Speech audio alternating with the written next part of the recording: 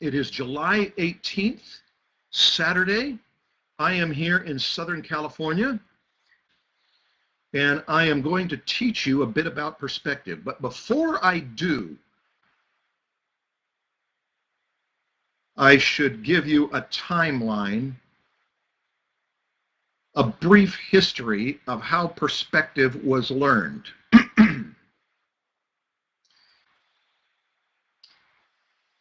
Back in the year 1400 or 3 years before, at least one artist was born who made it so that for the following centuries you'd be able to create the illusion of 3D on a flat surface. And if you wanted to learn perspective, that's Uccello's chalice. If you wanted to learn perspective 600 years ago, you could do it if you lived in Florence. If you didn't live in Florence, you had nobody to teach you perspective because nobody knew perspective. It was one of those little clubs. But the Florentines were nice, and they allowed a German, let's see, there's Da Vinci, they allowed a German to come down there from the north, Albrecht Dürer, and take the knowledge from the people who were developing it and take it up to the north, and then through the 15th and 16th and 17th centuries, it spread to France and England and other places, and people did pictures that looked like they were windows into deep space. Brunelleschi was, or Brunelleschi, however you pronounce it, was one of those too. He was one of the big developers, an architect, an artist, and such. All right, now you may not be impressed that I just covered 500 years in less than 3 minutes. I'm feeling pretty good about it. But there we are. Now, look at how these all have certain things in common. The science of perspective, based on the way the human eye sees, based on perception, based on the fact that we want to make this into a flat surface, was developed and used, and a lot of cityscapes and landscapes and deep space pieces were used, were made with this. But to me, the history of perspective, as far as practical application and something that excites me, begins around the beginning of the 20th century, around 1905, about the time Winsor McCay was doing Little Nemo and Slumberland and doing these vast, majestic cities and landscapes and people lined up. That's where perspective started to branch into some new areas. The funny papers, comics, but also animations, because animators had characters who were moving in and out of complex spatial worlds, and they needed them to get bigger and smaller and look credible. And even graphic design got in on the act with M.C. Escher. I mean, M.C. Escher essentially made graphic design into perspective tricks and puzzles. And as the 20th century goes on, when I was a small child, there was a guy on television called John Nagy who taught this to the world. Now let's put this in perspective. When we were back here, you had to be in Italy to get it. As we went through the centuries, you could be in Europe and get it. It came to the Americas and spread to other parts of the world in the 20th century. But by the time we got to the 1950s and 60s, you could watch television and kind of get it. It wasn't sophisticated perspective, but it got you started. Well, of course, all this time, people could learn from books and teachers. Comic books were using it because when you can make deep space in a comic, it gives it a certain kind of pop that's exciting. And I was born in the late 1950s. By the time I wanted to learn perspective, I wasn't going to go to Italy. I didn't live in Europe. I saw it being used in cartoons, which I loved. I loved Escher. I was enamored with it. I wanted to learn it. I liked what comic books artists could do. What could you do? Well, the junior college, there was a perspective class, but it was no longer offered because nobody would teach it. They either didn't know it or they just weren't interested in it, and so we couldn't take perspective at that point. In the meantime, artists were finding out in the late part of the 20th century that you didn't need to learn perspective because you could just build it in a 3D program and you wouldn't have to deal with all that stuff. But if you wanted to learn it for hand skills, this book by Joseph D'Amelio was the book that people said to read.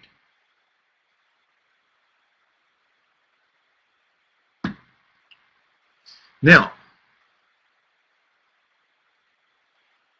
I tried reading this book when I was 19. And I tried reading that book for about 9 years. And I gave up every time. And it's not really the book's fault. The book is a good book. The book makes it simple. But I was having memories of what it was like in 7th grade when I couldn't understand algebra.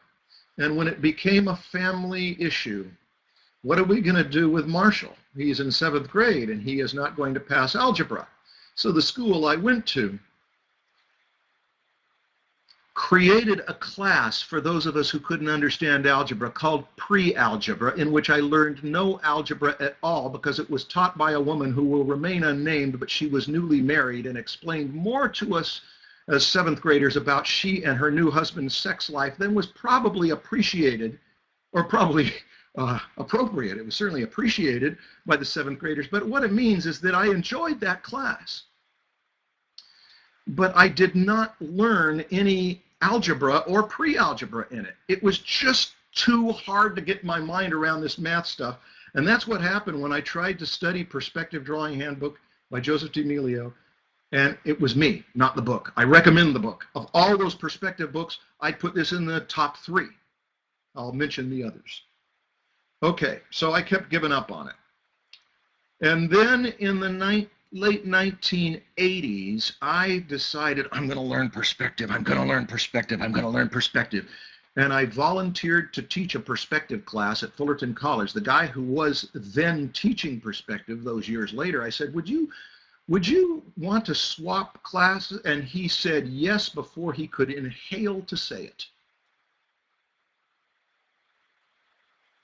So I knew I was going to be in front of a group of people explaining this, and I spent the summer reading and getting ready to at least be a lecture ahead of the students. And here is the book. This book is not the easiest book, but I thought it was a great book. It was the first time that the light bulbs went on. And I still recommend this book, maybe not as the beginning book. Maybe this one as the beginning book.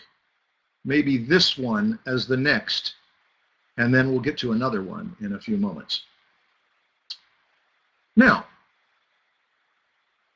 those two books, in the 1970s and 80s, even though this one was written back, I think, in the 40s or early 50s, and this one was, I don't know, 60s or 70s maybe, but I was reading these in the late 80s, trying to learn perspective, and I finally got it, and it took forever. Any thoughts about what I told you so far? We're talking about how you used to learn it in Italy, then you could learn it anywhere in Europe, then you could learn it on television, but you could always learn it from teachers and books if you could find them. I have a question. Jasmine. Yes, who's this? Jasmine, speak your Okay, question. before we get too far into things, I wanted to know if a person has trouble learning from reading the books, how is it better? Like, for instance, I have trouble like reading the text and learning that way. It's easier if I'm doing something or watching you do it, for instance, or something. So what would be a better way? Should I still, try to get some of those books, or should I just listen to videos a lot? I need to know this. here. Yes, I understand. I used to put my pencil on the little letter that they'd say, go to this letter, and then read over here. And then as soon as I'd lose that point, I'd have to find it in the paragraph. Learning it from books is possible. I did it. Learning it from books is a tough way to learn it. I think books are the supplement. Now, this is where I got a camera back in the 80s too. That helped a lot. It's good to have a camera if you want to learn perspective. But this is where a friend of mine just videotaped these lectures that most of you have learned from. In fact, the reason most of you are here is because you've sat through those lectures that we did back in 1994. And those lectures, as problematic as they are, at least have somebody walking you through it.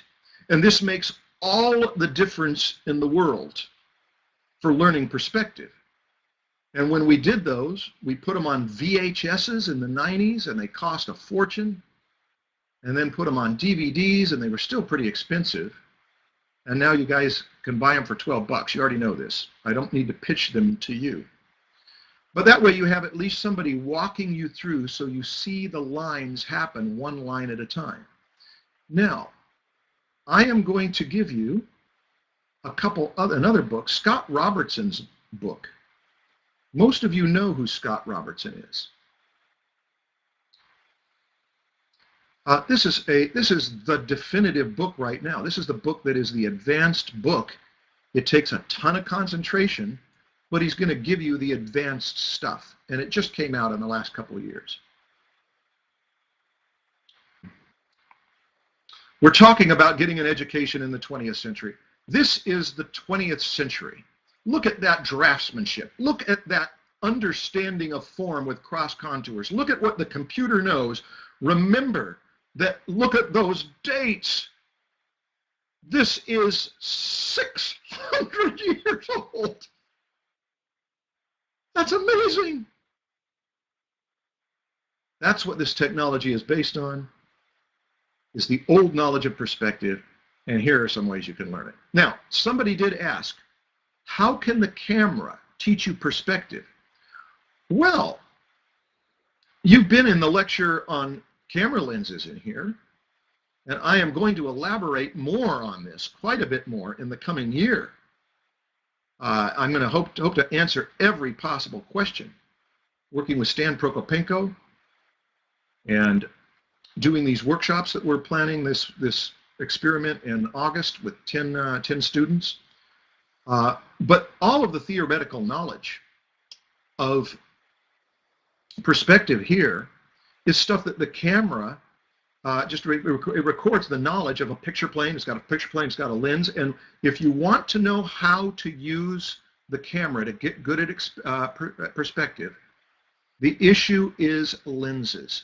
Understand everything about 18 to 55 when you see those numbers on a lens. Understand how zooms use. Understand the difference between distant and far and zoom. When you're far and you zoom in, it's different than when you get up close. All that stuff. Lenses in cameras. When you really know lenses, you know quite a bit about perspective. Photographers don't need to know perspective. But I would say that at this point in history, artists do need to know cameras, and particularly what those lens numbers mean.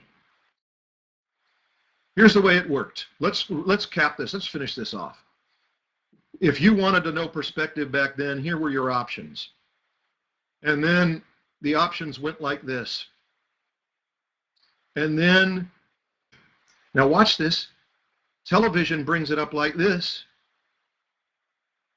And then videos and DVDs bring it up like this. Now watch this, watch this. This is the dramatic close to this whole point of the lecture. When the internet comes in, it's 100 miles up there, and your problem is not how am I going to learn perspective.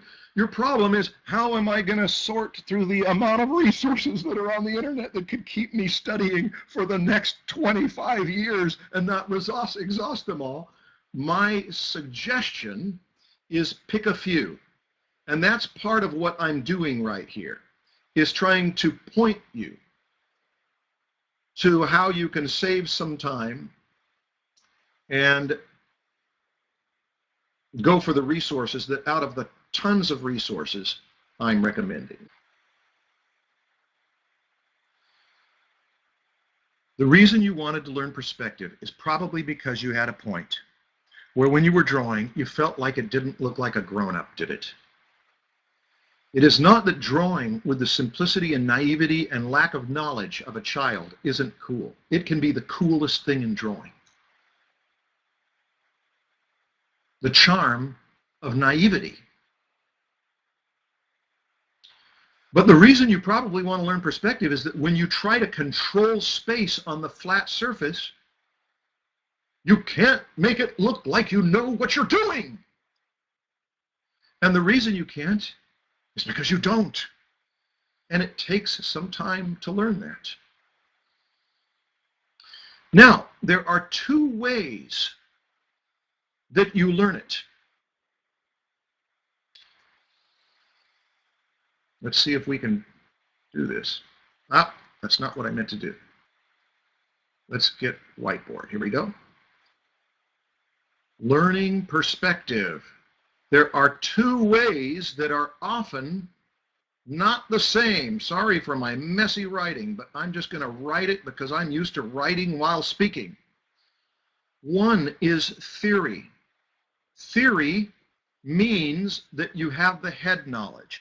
That means that you've read the books. That means that you understand enough about how perspective works to where you could solve a problem in slow motion. And theory is essential to mastering perspective, at least early in your training. But let us make an analogy. You can know everything about riding a bike. That is, you can know about the ratio of the gears in any particular gear on a multi-geared bike. You can know, you can quantify the amount of pressure that happens from the right to left foot as the pedals hit their 12 o'clock and 6 o'clock position. You can chart that on a graph. You can tell us exactly how much less exertion the bicyclist will have to use if there's more air in the tire versus less air in the tire, and you can have numbers for the traction. But it doesn't mean that when you get on a bike, you won't fall over after 10 feet. Now, if you want the theory, I just went through probably history's clunkiest explanation of the Renaissance training in perspective all the way through the internet age where you can type in learn perspective on YouTube and have a dozen teachers who will walk you through it. So theory is available to you if you'll take a few months of some serious study where you say, I'm going to learn this. But it isn't enough. If one wants to get on the bicycle and ride the bicycle, then one must turn it into, the traditional word is practice. Woo! That's what we're going to talk about for the next 40 minutes or so. We've got a lot to teach you. Here's the goal. If all you did was endure this free seminar, if all you did was come in here, wait for sound and say, I didn't have to pay anything at least, I'm going to give you, along with the theory, some practical assignments that were woefully lacking in those lectures I did in 1994. So that's what this is to follow up with some assignments, because people are saying, I need some assignments, I need some assignments, I need some assignments. I answer emails and I say, well, there's some assignments, and I've got some coming. Now is the time. I'm going to give you the assignments. There are about 20 or 30, but we're going to focus on 3 because these 3 will serve a double function. And I'm going to go into some serious teaching in the next half hour. And unless there is an emergency where I get a beep on my cell phone or I look and I see pages of all caps, unless there is an emergency, I'm not going to stop. We're going to go all through. Are you ready? Actually, I need to go to another little library in order to use the, okay. All right, here we go. These assignments that I'll show, explain, you're gonna know a lot about them, will help you to master perspective. But they will also serve as auditions for the 6-7 sessions we're going to do in August for 10 of you who want to pay a little money to be involved in doing more assignments and making them really good. So these are going to be the audition assignments for what we start in 2 weeks. 3 form analyses. 1 is box it up. 2 is draft and oblique. 3 is new position from imagination. Brace yourself. Here we go. Assignment number 1, form analysis. Box it up. I'll just read it to you. Choose an object you like. Not something as simple as a shoebox, but not something as complicated as a dancing figure, a head, a shoe, a chair, a hammer, a piano, a toy, or anything that you would want to look at for an hour, maybe more, and understand its basic structure. Draw it in 3/4 view, the simplest form, as the simplest form you can. Here's a hint for how pros do this. They define the 3 line systems as if it were a box. It may help to try drawing the most efficient, no wasted space package in which you could ship this object. If you are at a loss for what to draw, try a stack of several books shifted about in different positions. Books are easy to simplify, but the fact that they're not lined up will keep you busy. Too many words, too many words. Let us look at an example. In fact, I'm going to show you the best example for really following these directions that I think I've had from a student. Nathan Skreslet. Nathan, you're a champ. This is so beautifully done. All we have are boxes. All we have are lines that go away to the left, lines that go away to the right, lines that go down. And there are no other lines except, oh, this one that will find a middle. But you see, I can tell that's a camera right away because it will fit in a box. And if I know something about ellipses, and I know that this will be roundish here, I'll be able to make these things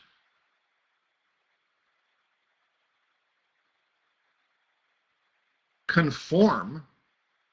Oops, needed to bring that all the way out here. Sorry about that. I'll be able to make that lens conform to that box. And there will just be no question. If the center of it was right there, it would be there. But if the center of it were recessed back in, it would be there. And if the center of it were stuck out like this, so that it was sort of roundish and domish, it would be there. But the point here is that this is a form analysis that could take you a couple hours from any object that interests you and reduce it only to boxes. That's the rule. Say, I don't know how to draw a box though. I know.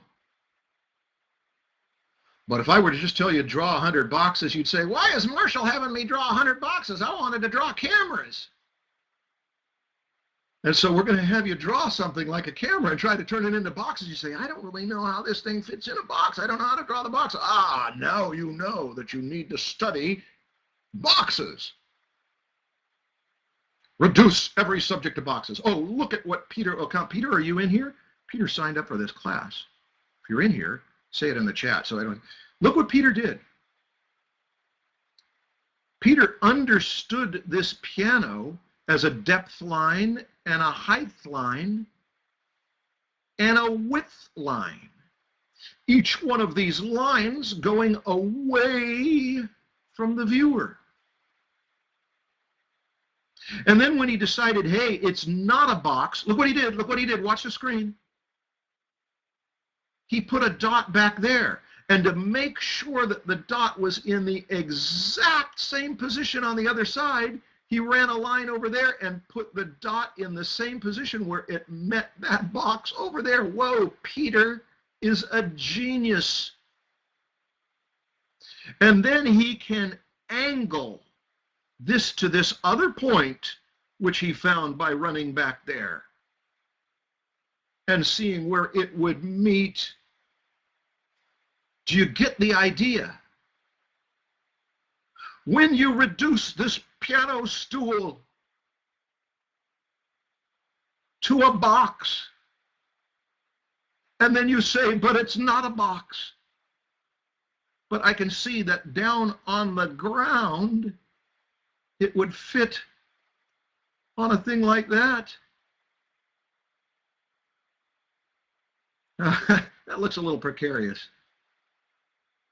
I don't know, maybe that's good for a pianist to be a little precarious. You get a little too relaxed while you're playing the piano, and you get complacent.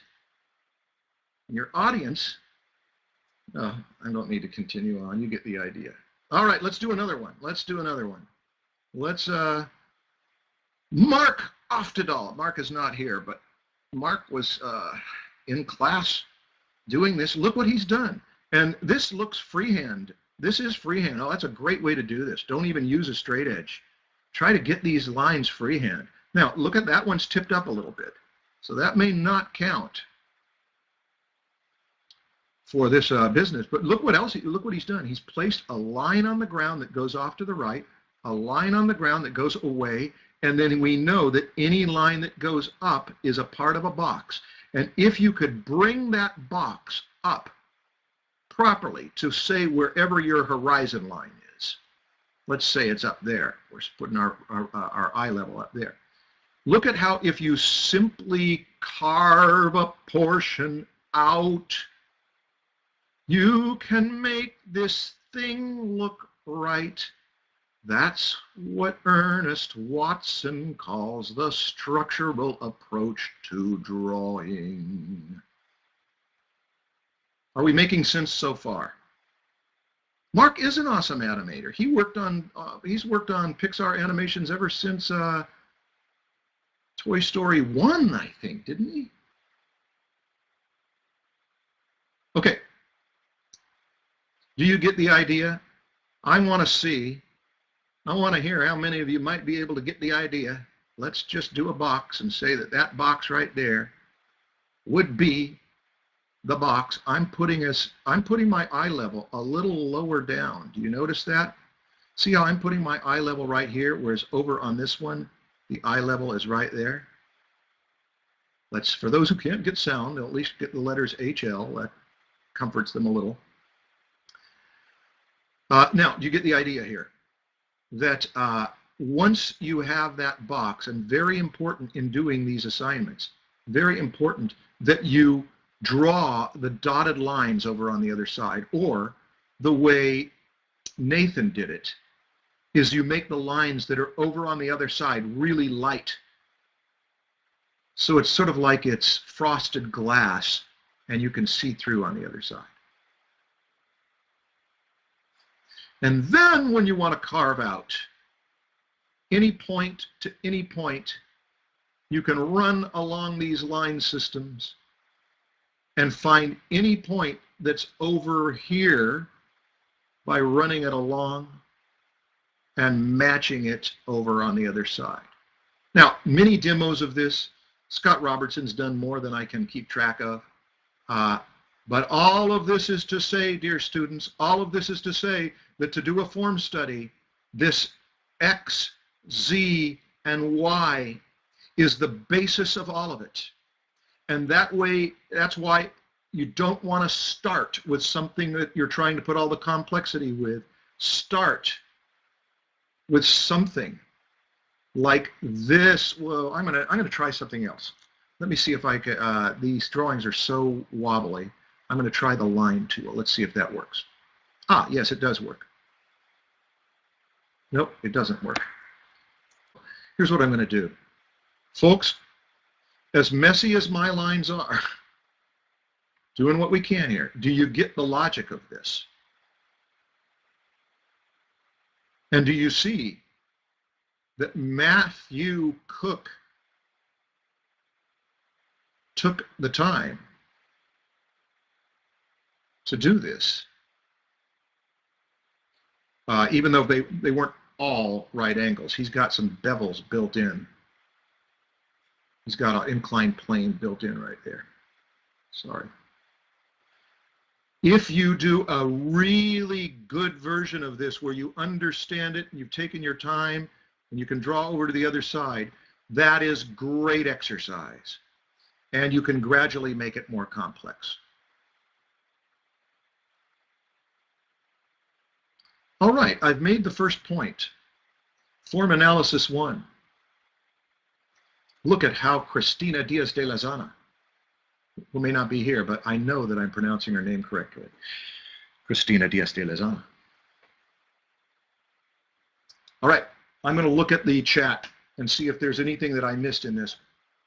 Did that kind of make sense? Did the train of thought kind of make sense? I see, yes, it did. Yes, yes, a lot. Oh, what an appreciative bunch. Yep, definitely, yes. I think the restart will solve the problem. Yes, yes, yes. Okay, good. Let's move on. Look how complex that gets. Caitlin did a box and found a bunch of points in there and worked hard. You think she did that in an hour? I think that took more than an hour. Students who do this and do it not just once. If you do it once to get it out of the way, it's like, okay, I did it. I went to the gym and exercised. I'm done. No, it's one of those things that you do it enough to where it shapes you. Yeah, making a routine of this until you've assimilated it into your brain. Now, let's go back to this book. This book, the one that meant so much to me when I was in my 20s trying to learn perspective, my late 20s, he says, the cube is extremely important in both simple and complicated structural developments. Is that right? The cube? Extremely important. Yeah, it can hardly be overestimated. Because one of the things you run into trouble with when you try to draw is that you don't know how a cube looks. Is that you want to make this look right, and you can't make a cube look right. Well, the way this is done is by continually drawing cubes until you can almost draw them with your eyes shut. Now, you can do this a few ways. You can, give me a moment here, you can build a cube if you don't have one. That is the way Vivi Wang made these beautiful cubes, which I show off as if they were my own children. Vivi, they are our children. You can make a template for this. Ernest Watson's book has a template in there that actually is got some advantages over this one. One of the things I wish I had included in this one that I didn't include is putting a 1/4 block in there. You see that one, one half on either way? That should have been included in this. But you can make up your own templates. Students do. They should have circles on them in a number of different designs. And then you cut it out of poster board. I am writing up a very specific set of directions if you care to do this. And as Vivian Young said, well, it's not perfect, but I'm pretty happy with my cube. If you've got a cube that's got those 3 line systems on it, you've got a ready-made model. And you have every right to be happy with your cube. You can even be friends with your cube. You can say that you love your cube. You can even spend more time talking with it than you do with people. But, I'm not saying that's wrong. I'm just saying that you might want to look into that. These are students that did such fine cubes that they had the opportunity to show them off. And of course, we like to do that. We like to celebrate what is good. Build a cube if you don't have one. Now, back to this. Here's what it looks like when you do this as a serious pursuit, which if we were in long-term training together, you would do pages and pages and pages of these. Look at what Nicole did. These are freehand. Freehand is good. You don't want to be drawing hundreds of cubes with a straight edge. You want to be able to just make a line that goes, and look at what we learn here. Look at how Nicole got it going that way and said, no, I have another chance, and did it the second time and got it better. Look at how Nicole put the far line over here and said, nope, I'll try again. Ah, got it. These little corrections are efficient. That means this was concentrated practice. Cynthia is not showing us the lines on the other side, but I think these are when she started to do it. She had done enough of them to where I was demanding accuracy by that point. And here she's, oh yeah, these were the ones that were the absolute final ones. To spin a cube around and do very faintly the distant lines. Now she is using a straight edge there, I think. And there's some things you can see. You see that this one right here looks like it could be trimmed off a little bit to make it a pure square. Ah, Peter Ocampo, who was supposed to be here, and if you're here, let me know you're here. These are some of the best cubes any student has ever done, and they're freehand, I'm pretty sure. Although these lines are there for a very specific point. They are found on the piece of paper. They are found on the horizon line to be perpendicular to the horizon line. It's an issue of what goes wrong when you try to draw cubes. Things go wrong, but the things that go wrong can be narrowed down to just a few things. I'm going to deal with one right now. This is one of the most common problems. This is a simple form study. This is my simplified version of a small padded footstool. I was amazed at how difficult this was, especially the corners that stick out. I think I came close, but it is still off, and I'd love to know why. Please? Yes, here's why. When you have a block, first of all, it's an isometric perspective. Isometric perspective means that that line and that line and that line will never meet a vanishing point. It's what happens when you look at buildings on Google Earth. The camera is so far away that you cannot see vanishing points, and it's useful in drafting because you can, like in Google Earth, you can just continue to add stuff and add stuff and add stuff into this drawing, and you never have distortions. Now, here's what went wrong though. Isometric perspective usually looks pretty weird anyway. But once you've established that each of these three line systems is going away, watch this, it has to either go away and meet at a vanishing point or be parallel. You see, if those go far away, they may come to a vanishing point or they may just be parallel. I think it's better to give them a little convergence toward a vanishing point. Now watch this. I'm going to make a line again with the line tool, and we're going to see if I can pull it off this time. Let's make a perfectly vertical line. Look at how it matches up with the line right next to it. Now let's make a perfectly vertical line here and how it matches up with the line right next to it. And now let's make, well, my goodness, do you see what went wrong? The thing that went wrong is that this one, instead of being parallel or converging at a vanishing point, this one is actually diverging. That is, as it goes away, it spreads. And that's one of the issues with this. Okay, now look at this one. Hey, this one doesn't look wrong, and yet those lines might be diverging a little bit. I think they might be, but there is a difference here. The difference here is that this form itself from the side might not be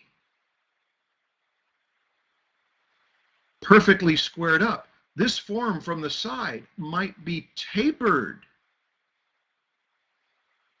like that. And if it is, do you see how the amount of taper on either side would be consistent? Now that brings us to the next issue.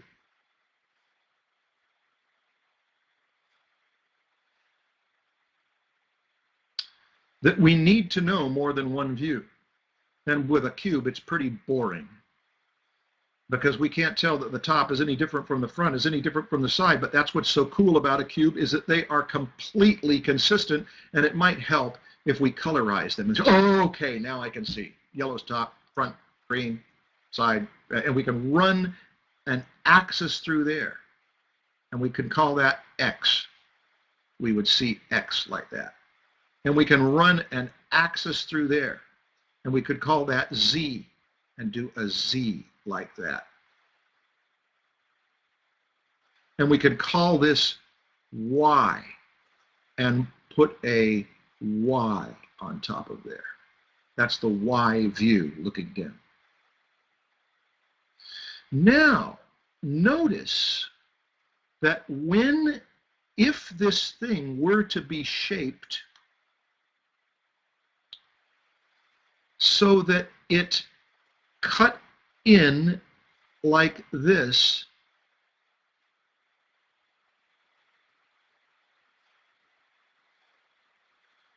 do you see how that would happen over here as well, right?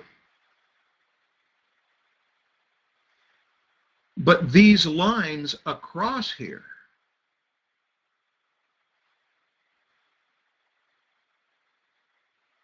would appear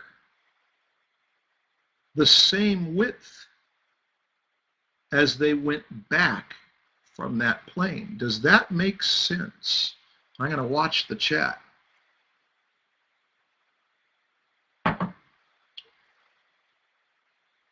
I see a yes, yes, yes. If I get 7 yeses, there we go, 7 yeses, okay. I'm going to move on. The next assignment is to do form analysis with draft views and oblique views. By the way, these are draft views, like blueprints. They're not in space where you got them in a 3/4 view. A 3/4 view, whether it's 3/4 or 2/3 or 7/8 or 5/6, doesn't make any difference. They call that an oblique view. So here's the next assignment. Choose another object you like, draw 3 draft views like a 3D program does with X, Y, and Z views, then eyeball and do it freehand. Eyeball a 3/4 view.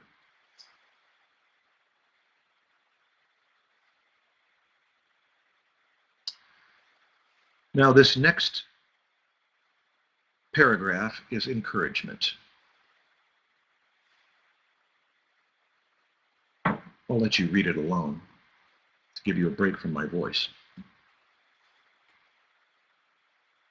Yes, orthographic views and draft views. If there's any technical distinction between the two, I don't know what it is. All right, you ready to see an example?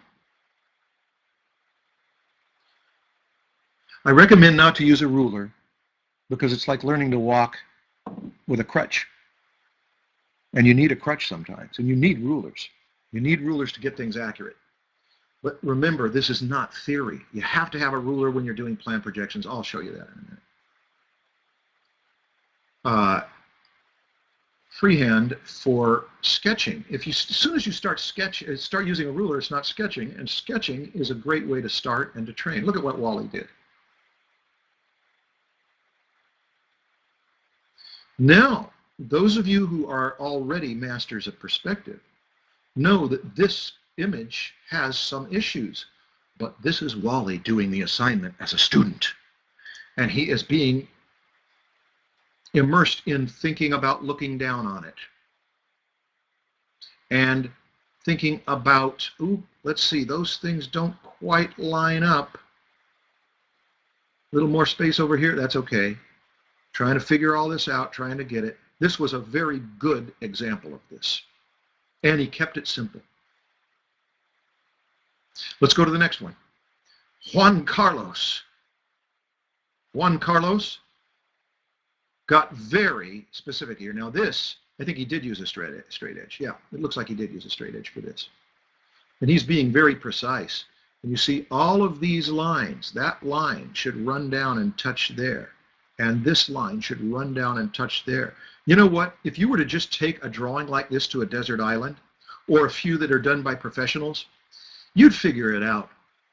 You'd start to see that, hey, this line, if I just swivel the whole bottle, will touch right there. And this line, if I swivel the whole bottle, will touch right there. You figure it out.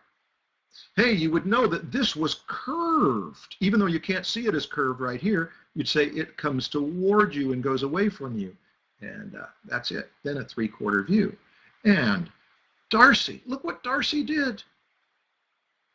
Darcy did a good job. And unlike Juan Carlos and Wally, who put the whole object below our eye level, so we're looking down on it, Darcy put the eye level right about here so that we're looking up at part of it and down at other parts and more down on that one. Wow. This is the closest you can get to basic form understanding that is not easy, because the ability to put that line going up to that vanishing point in there and then knowing where the horizon line and keep track of all this stuff by thinking of a big box is hours of work, and you are seeing students work on it. Look at what Marina did. She knows that it looks like this from the side, this from the top, and this from the front. And just by looking at these and eyeballing them, she says, I can do it. But watch what happened. Watch what happened. Unless this prong is longer than this prong, the vanishing point for these lines is too, that didn't quite work. Oh, no, this prong is not longer than this prong. Okay, lessons learned in the process of this. At some point, you can do a with ruler plan projection. Tim, are you here? If Tim is in here, I think he said he was going to be here. Tim took all the time to do this this plan projection and made one mistake so that this top view of this up here does not look like the top view down there. What happened? Well, it happened with these two lines right here. That is, you make one little mistake, one little break in the chain, and the whole change fails. Those need to be parallel with this when you do a plan projection. Now, I don't need to teach you that because I already taught it to you on lecture number 12, I think, in the video series. Well, Tim learns his lesson and then makes these parallel because we emphasize that, parallel because we emphasize that, then knows where that vanishing point. This is the slow motion thing that takes a lot of time. That's called a plan projection, and we're back to this. This assignment is not to do a plan projection. That's for theory. This assignment is to do this so that you can look at something and understand it from orthographic views, draft views, and then do a sketch of it, even if it takes you an hour or two to do it, to try to make it as close as possible to the thing. All right. If you have questions, do not ask me questions that have to do with composition and perspective and stuff like that, because those are issues that we'll try to have some time for later. Ask me questions about what we just talked about so that if I missed a point, if I was too assumptive, No sound still. Unfinished, no sound. Apologies, I'm not summarizing fast enough. Do you recommend eyeballing the convergence angle of the line? Yes, I do, unless you are just too uncomfortable with that. You say, I can't do it. But you know what? You know what the purpose of doing those convergence lines by hand and estimating them is that you are practicing aiming in a direction without saying, I can't do it unless I know where that vanishing point is and I run from it. You're practicing aiming in a direction, and as you continue to do that, you get better at it. Does that answer your question? Hey, guy? Okay, good. Any other questions about this? This was not done freehand, right? You can tell that's done with rulers. But look what Daria did. That is a knockout piece, and it was not to do it exactly accurately. Like a plan projection, you can do it exactly accurate. It takes more time. This is to train your eye to see things in 3 views and a 3/4 view. Okay, let's move on. That could be a draft view, right? Where's the horizon line? You can't know where the horizon line is. The horizon line could be up here, it could be here, it could be here, it could be here. You just can't tell. Actually, I can tell that it's a little higher because I see a little convergence going away. So that means my eye level must be higher because things are getting smaller as they go away. But you could fool somebody with that. Okay. Now, that is not a draft view. That's an oblique view. And now we know exactly where our eye level is. Because if we were to connect 2 lines like this one, whoops. If we were to connect 2 lines like this one and this one, they would meet at a place that's just got to be the horizon line. So we know exactly how high we are there. And when we spin that, that's not a draft view because now we know the horizon line is up above because we've got some lines that point to it, and wherever they meet, that will be the horizon line. And when you build these cubes and spin them around and draw them and analyze every single line system until you've imprinted them on your brain, and you know that if you can spin them around and flip them up and down, once you've got that imprinted on your brain, like Peter has done here, then you have what you need to tumble form around in space. There'll be some theory in there. Okay, I'm done with the first 2 assignments, unless there's a question specifically about the assignments. Yeah, when there's an oblique view, you can't, when there's a draft view, an ortho view, you can't, there is no horizon line. It's just showing us that it's absolutely these dimensions as if you traced around it. But as soon as you tip something in space and it has parallel lines, it'll go back. The final assignment is new position from imagination. Remember that object you drew in the first assignment? Get it out of your sight so you can't cheat. Look only at your form analysis. That way you know whether you made it into, you know that you made it into blocks. Now try redrawing it in an entirely new position from imagination, keeping it as simple as your original interpretation. The big secret is in repositioning the basic box before adding small parts. Give it some thought, choose a position that will show us a new angle, lightly sketch a few options before you choose the best one to develop into refined form. You'll have all that stuff that's written on there. You'll have all that on the website. It's already there, in fact. Now, let's do this. If you drew this, let's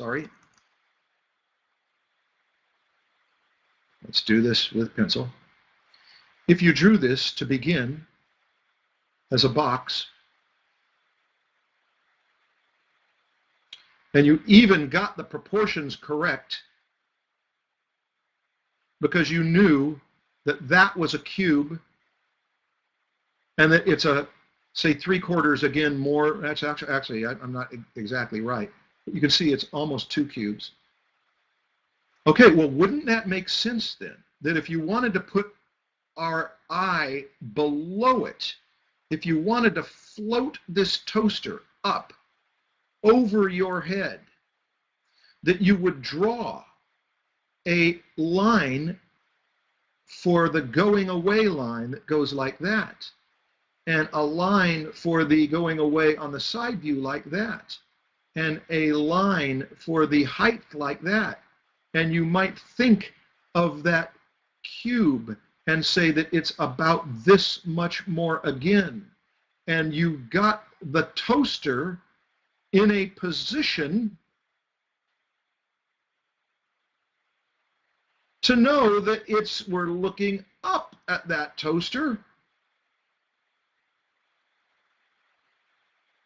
And it's got that platform. Actually, I guess that platform doesn't come out to the side like I've got it there, but it's got the little legs on it.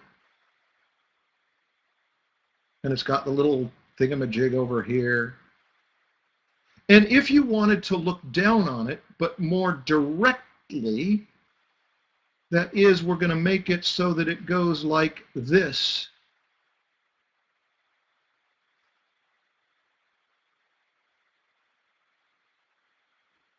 That's a tough view because it's so foreshortened. It's hard to do because that cube that we based it on is so foreshortened. But you see, then we'll be able to give us this. I keep doing it wrong. I keep spreading out the platform on the X line, which it isn't. And the openings for the toaster would be up in here. And if we wanted to just do it the same way we did it here, but make it so we don't look down on it so much, if we get those X, Y, and Z lines,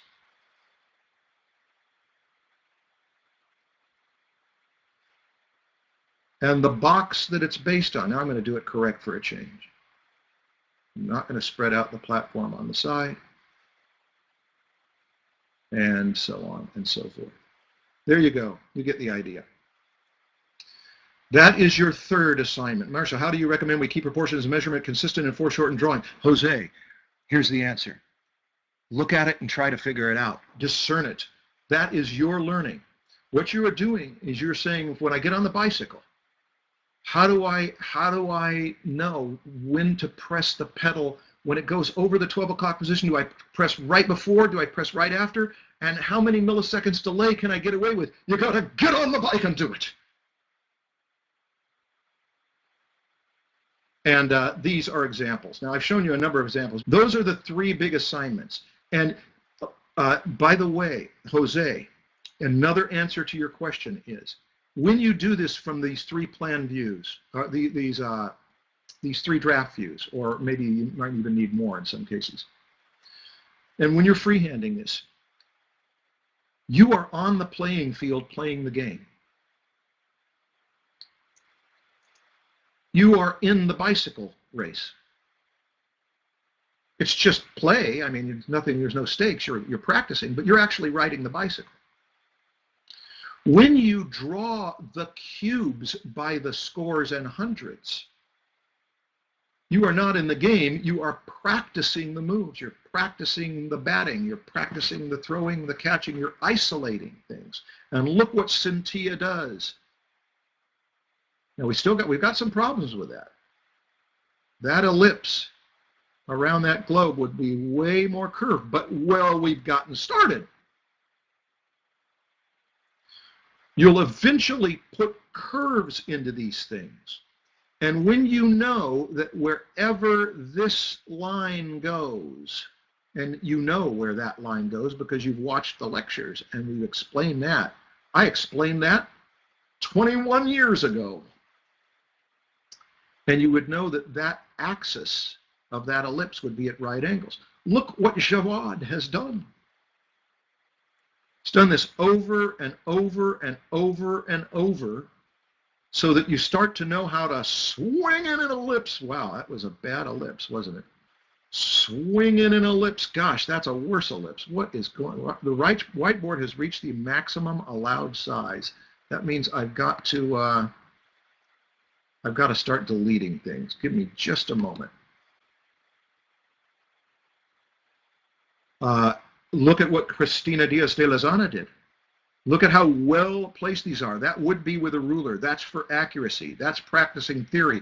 That's reminding oneself of every ellipse and its exact placement. Okay, let me look at the chat. Does anyone have questions about how these ellipses are placed? This is a trick question. Catherine, you have questions about how it's placed? Jessica, you have questions how they're placed? Well, sure, that you get better at them through practice, but do you have any technical questions about how you place that ellipse and what angles to use? But you've spent your $12 already, and you've got a lecture of me explaining it. You do not use protractors for it. What, anyone know which lecture I explained that in? Lecture 6, maybe? Somewhere around there. Debbie, you knew that was coming, yeah. The minor axis. I mean, I explained it 21 years ago and, you know, chalked it out, and it's the best I ever explained it, so go pay your $1 for that lecture. Are you guys ready for another round?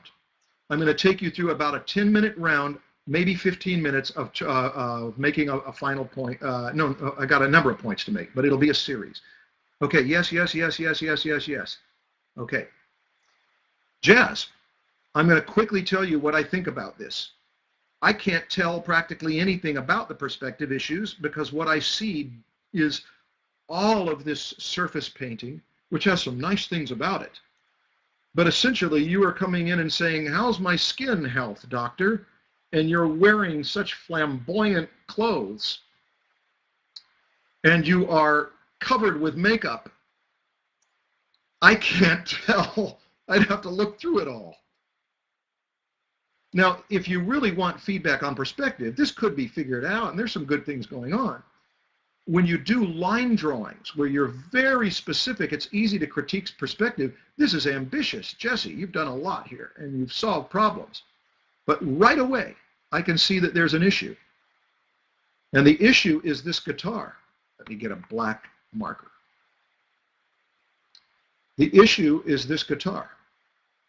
It isn't lying down flat.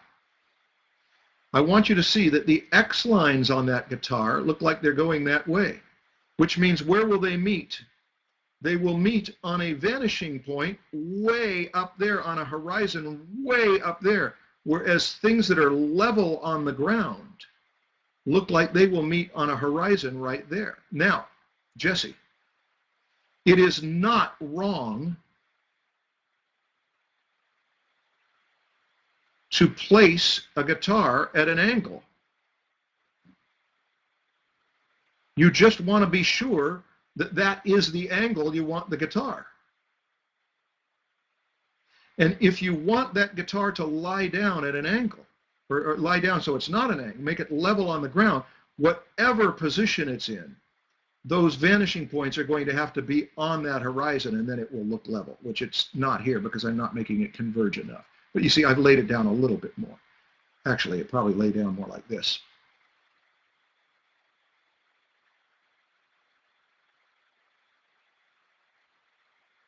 That looks like it's just a little bit off the ground. Now, Jesse, did that make sense?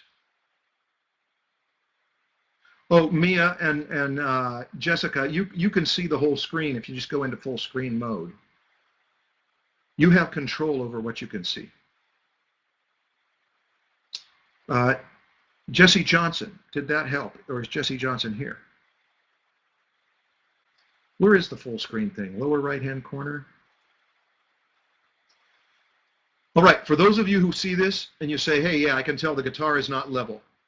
And Marshall's explanation where he put it in boxes, which is a point that he's been making all along. Boy, he cares about us. He wants to make this simple. Turn it in a box, solve the box, and you got it all. I understand that. But inspire me, Marshall. Show me that I can learn this and get good at it. Let me show you how. When you've learned to do cubes, start turning them into contraptions. This is doable. Once you know the theory, why not? These were done with a ruler. These were probably done with, they sure look like, look what Nathan did. Just goofing around, extruding into space. Now that you're used to doing this X, Y, and Z line, well, you just say, hey, I can pull things all over the place into space. It's magic. It's magic. And you will run into some troubles at some points, but when you work those troubles out, you're working out things in space. And let me tell you a very common one. Oh, look at what Caitlin did. Caitlin, this is just goofing around and extruding things in space for play. It's the way kids play when they're going to play store or school or doctor. They're preparing themselves to do the real thing because they're playing with it for a while. And I'm showing off ones that I love. But I want to show you one that was good, but it's got trouble. Nicole? Do you see how that's a cool, cute contraption. But you see how we don't know whether this line goes so far back that you would walk on the ground to get that? Everybody watching this? Would you walk on the ground to get that? Or watch the screen, Would you walk on the ground to get back to there? Or would this be the kind of thing that this line goes back to there and you would have to go up into the air to get to there? That is, that staircase would cast a shadow because it's floating. You see the idea? Now, let me tell you one way to solve that, and it's the way that you should train yourself. You start it by doing the ground plane clearly first and understanding the top view enough to know that if you come up from any particular point, you can run those lines up. You would know from a top view that this thing, I mean from a draft view, that this thing would take up a certain amount of space in there. In fact, let's go back to, no, Matthews is good. Let me clean that off. I recommend to you when you are drawing a room that if you're going to build furniture in that room, that you build the furniture out of a ground plan, what people call a footprint. And then you carve out from there. And if something sticks out like that, you must be aware of where it will touch on the ground if you extended it down. And that way you've got the full banana of information. Side, top, and front. Okay, so good. When you tell me it makes sense, I feel like we are together. All right. Scott Robertson has demoed this so many scores of times. And you can see videos of his like crazy on the internet, and you can kind of subscribe to what he offers in his book, How to Draw, that I've already plugged earlier, makes the point. I got to tell you this. When I was 19 and I wanted to learn perspective, and nobody knew it. Nobody knew it. Nobody could teach it. But I would have given a body appendage to have had somebody who would show me how this was done. What did we lose? Scott is such a good student. No, Scott is not my student. Scott was never my student. But he will take you through doing this with automobiles. And even if you don't care for automobiles, you're going to at least have somebody who explains it all. Now, questions about any of this? Because I'm going to move on to another point about how to get good at this. I'm going to give you some skill building tips in a minute.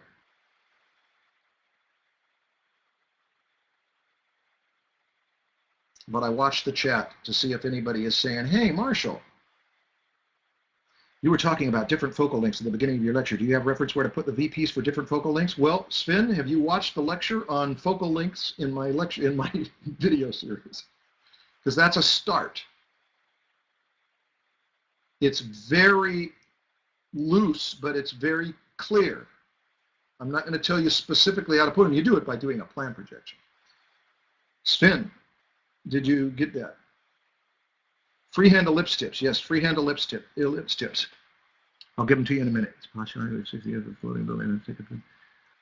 No, we kind of did it with a floating building there, didn't we? No, we didn't do it with a floating building. We did it with a floating chair, didn't we? I guess I lost it. That if you're going to do this room and you're going to have, say, a treasure chest. Now, I know my lines are messy. And the treasure chest is going to take up this much space. What happens if you open the flap of the treasure chest? Do you see how when you open the flap of the treasure chest, you would know down here how far that flap would go open, right? And so you'd be able to carve out all of that.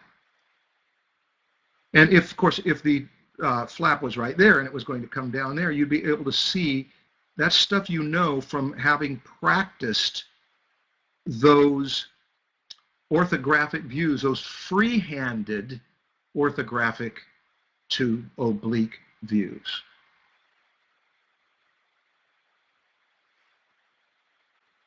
Okay, I'm going to move on. Are you ready for another 10 minutes or 5 minutes? We're going to crunch them down.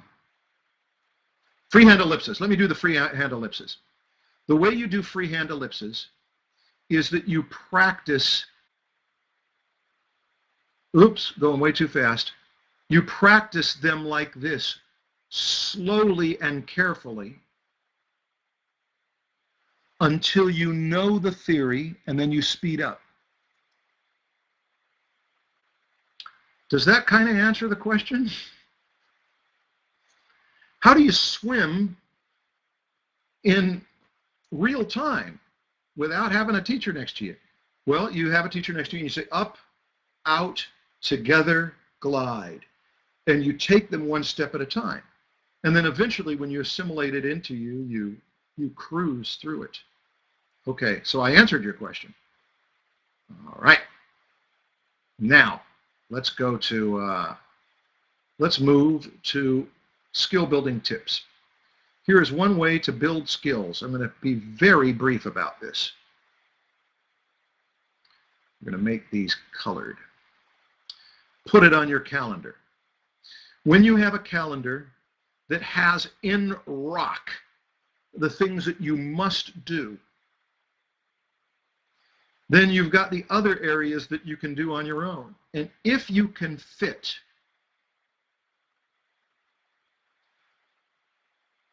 straight line exercises, free-handed ellipses, if you can pepper these in small amounts and some large amounts are nice, but small amounts regularly, and they can also be varied, right? They don't have to be all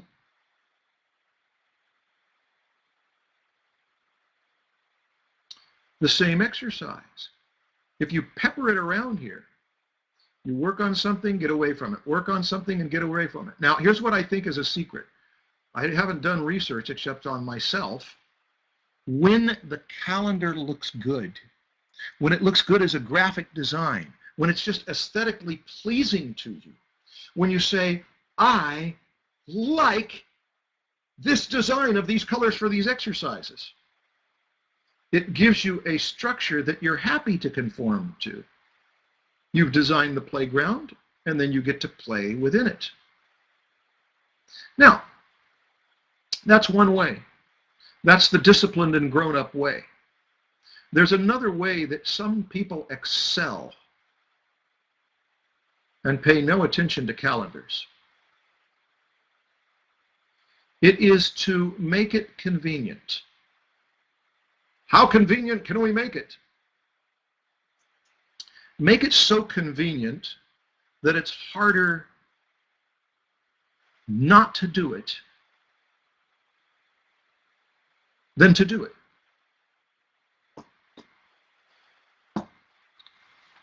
Set up your studio so that whenever you get a phone call, the most comfortable place to talk is in your studio where you have access to paper and pencil.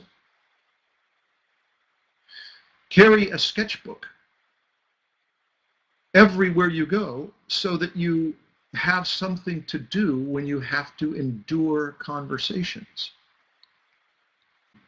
These are two ways that you can build skills. One is schedule it. If you don't get the work done that you had on your calendar, you'll feel bad about it. But it's good that you feel bad about it, because that when you do get the work done, which you eventually will get to it because you'll feel so bad all the time, you'll feel great about it. The other is don't even worry about the calendar. Just make it so that you're fun, like a kid who does not have to have their favorite sport scheduled in because they're chomping at the bit to always do their favorite sport. Okay, any questions about skill building tips? I think I kept that to about 5 minutes. Tom, if people think you're weird because you draw too much, if your spouse is annoyed, that's another issue. But if you are a nerd, a geek, a socially awkward person, or a socially maladjusted person because you are too committed to your art, let me tell you what the good is of that. The good is that you have paid the price. You are paying the price. Because to go to the parties and participate in the conversation and do what the culture says to do simply means that you will not master your craft unless you're already making your money at it and you've got an easy route to do it. If you are going to master your craft, you will have some social price to pay. The only person I can imagine who would master their craft and have no social price to pay is a person who is already in an environment that celebrates that you pour yourself into this particular craft. But everybody else has to pay a price. So the good thing, Tom, is that if people think you're weird because you're so devoted to it, you paid the price. Now, you also may be weird. That's another thing that might need to be worked on.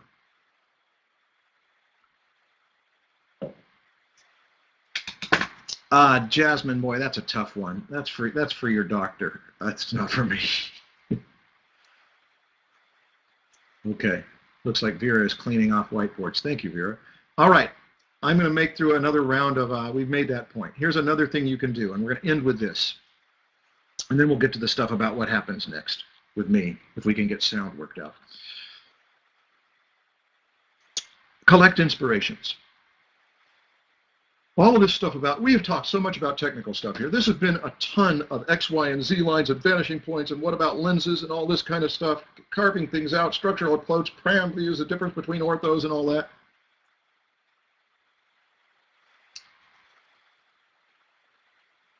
The reason that you want to learn perspective is because you want to draw like someone whom you admire. You've seen it done and you've said, I could do that.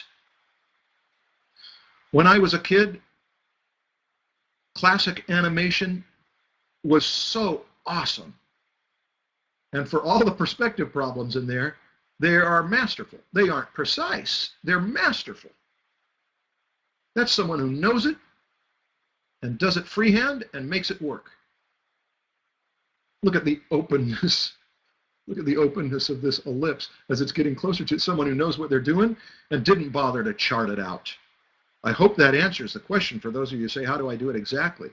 Oh, this stuff thrilled me. I didn't know that the people who were drawing this knew perspective because I was too little, but I knew I loved these cartoons.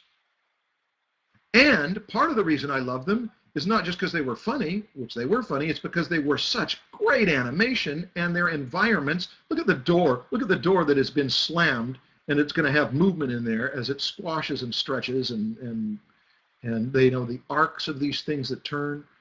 When I discovered Escher at the age of 19, I went crazy for him. Thought that's what I want to do. Little worlds, little magical worlds where there's three-dimensionality going on. You have people that you love. Winsor McKay is able to, in a matter of just 2 fingers widths, make it look like we've gone 100 or 300 steps from Nemo back to and look how big this guy looks, because Winsor McCay understood perspective and learned it in the early 20th century without going to school. Let me tell you briefly. He was taught perspective, correct me anyone who knows the history more accurately than I do, by a man named John Goodison, who was a retired stained glass artist and who decided that he wanted to try a new way of teaching perspective to a group of dogs. He wanted to try it out on the dogs. That was included Winsor McCay, who was one of the dogs. And he learned perspective well enough to do this freehand and crank out panels like these by the thousands. He could also make it flat space. That also has perspective in it. But look how shallow the space is. For those of you who know, that is from a distant point of view. You see, even though we're out of the action here, we are close enough to Nemo and these characters to feel the depth. But if we were to step back several blocks from them, as we have stepped back several blocks or in the back of the theater, and we zoom in, this is not the camera in the action, this is the camera far away, but cropped in. Winsor McCay makes it so that step, step, step, step, step, step, all just seems like a mouse could leap it. That is awareness of focal lengths. And I can guarantee you, those of you who asked, he did not say, this is a 17 millimeter lens on 35 millimeter film and the depth is 300 yards. He did not figure it out that way. He simply knew how to make a wide angle cube or a telephoto cube from a distance and put some lines on there, the various simplest forms that he would build these out of. And he said so, he said as much in his own words. The trick to doing all of this was just to master the cube and the cone and the cylinder and the ball, the basic forms. Oh, look at this, look at those dates, almost 500 years ago, 450 anyway.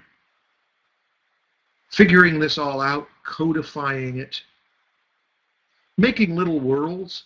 Those could be wonderful stages for animations. They could be wonderful places for environments for movies or graphic novels. If you don't want to actually build it, you can just draw it in your graphic novel. You get to be a filmmaker and make worlds like this. You don't have any architectural budget.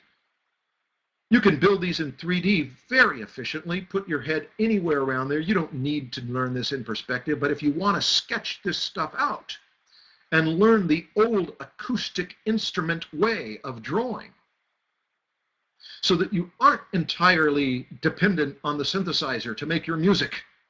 All you need is a restaurant napkin and a rollerball pin, and you can sketch out ideas and put the camera anywhere. These are cool resources. Wow, one little dot in the middle and have a bunch of lines radiate out from it and then do some of that contraption stuff that we did with the cube contraptions, and you can make infinite space. And when you shoot pictures of things from different lens focal lengths, that will make a difference too. Collect the things that you love. Collect photographs, images, comics, people who've used perspective in ways that impress you, and say, I will not rest until I have reached that level of craft. Mobius knew perspective. That does not happen by Picasso-like drawing. That is not a cartoonist's approach to the world. Although it has cartoon qualities that make it feel exciting, it's informed with tremendously disciplined, grown-up skill. An argument for that, even that. Look at that. That's organic, and yet look at what he knows about a ground plane lying down and making things conform to it. That is masterful draftsmanship. We have appreciated. The old stuff that, the not so old stuff, the artists that are working back then, the artists that are working now, collect stuff you love because it reminds you of why you are studying perspective. It inspires you and it puts this in context. All right. I will give assignments in the coming years, for those of you who care, where you'll design your own studio and then build it from sketches. You can take it further.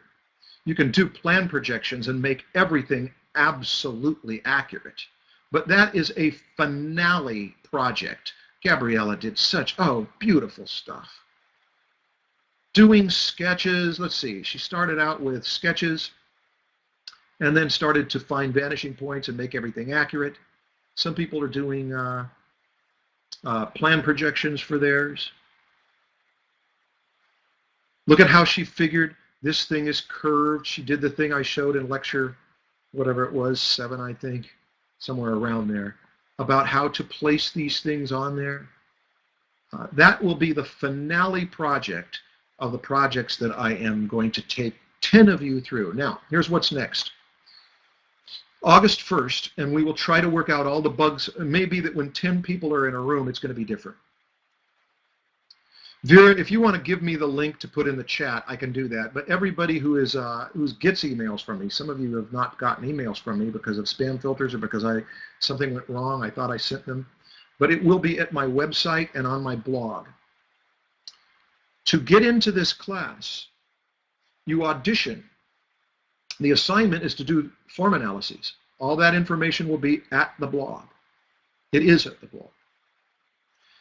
And if you do these in the next week, then I will choose. We've already got enough people to fill up the class that want in, but we've got to make this the people that are really have the time in their schedule to do this. I will look at the form analyses, and within a day, choose the 10 that will be in here, and we will do these on Wednesday nights and Saturdays. Saturday morning, Wednesday night, Saturday morning with Wednesday night. I'm talking about Southern California time. Saturday morning, Wednesday night, Saturday morning. And we'll go through all of this stuff. We'll assign those POV changes, and I'll take you through it. We'll assign plan projections and getting closer and further with lenses. And you'll have an assignment to do that as many times as you can do in those 3 days. And then we'll look at it and see if you succeeded. Somebody asked, do grids have to be accurate? No. Grids can be accurate or they can be distorted. You can play with grids. So we'll assign to do grids and contraptions and cool stuff with that. Plans to structures, that's where you're going to do your room or your ideal studio, do the plans and sketch it.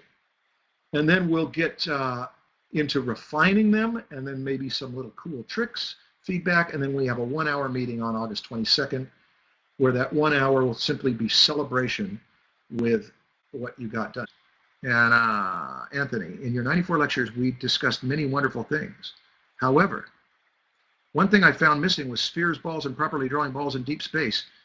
That is, finding the visible surfaces from a ball in a box. Yeah, you're right. Anthony, those lectures, I've said it over and over, those lectures are flawed. There are even mistakes on them. There are some things on them that just don't work.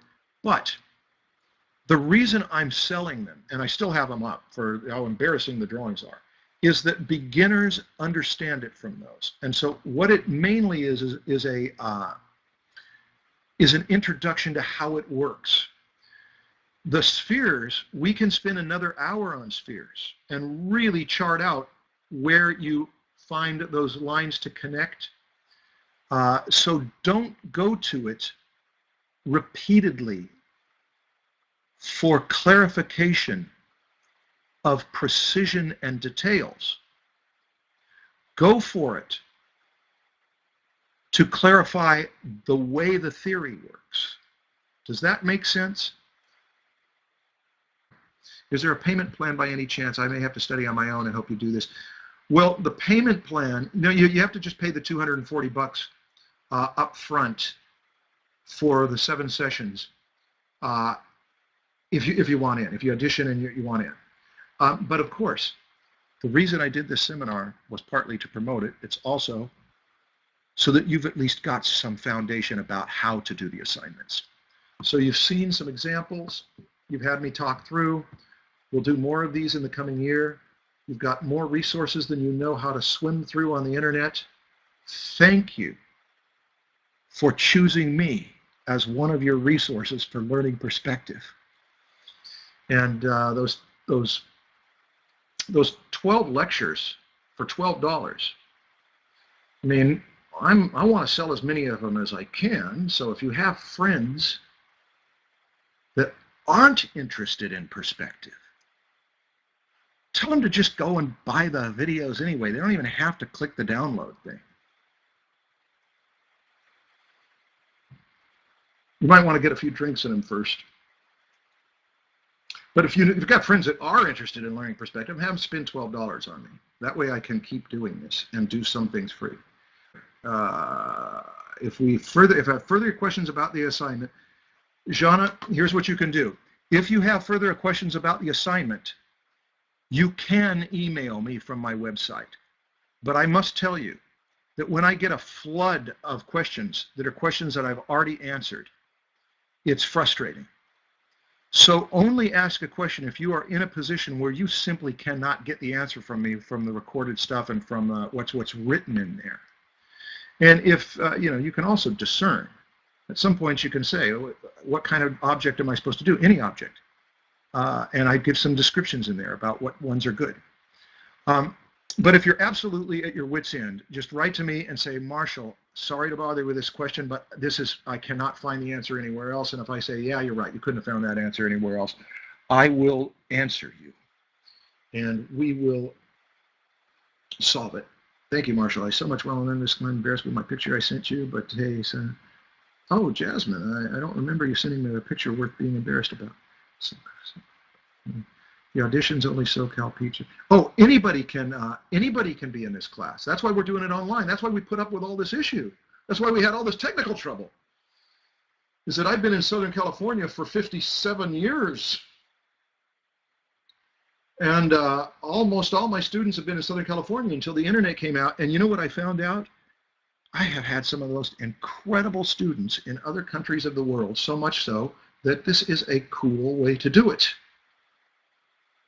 So yeah, you can be in this anywhere, but we've got to get these internet things taken care of. Thanks so much for sharing this free seminar. Practice, practice, practice, practice, practice, practice, practice. Marshall, I just want to thank you for taking the. Woo! I hope you'll do that. Daria, Daria, absolutely. Jose, you were awesome. Awesome seminar. Okay, thank you. It was a privilege to get to teach you. I am sorry for the technical difficulties. I hope that it made a difference though, and if we can just sort out the good stuff, I hope we'll have much more to come. Thank you for taking time out of your Saturday to do this. And we will stop the recording and I will sign out.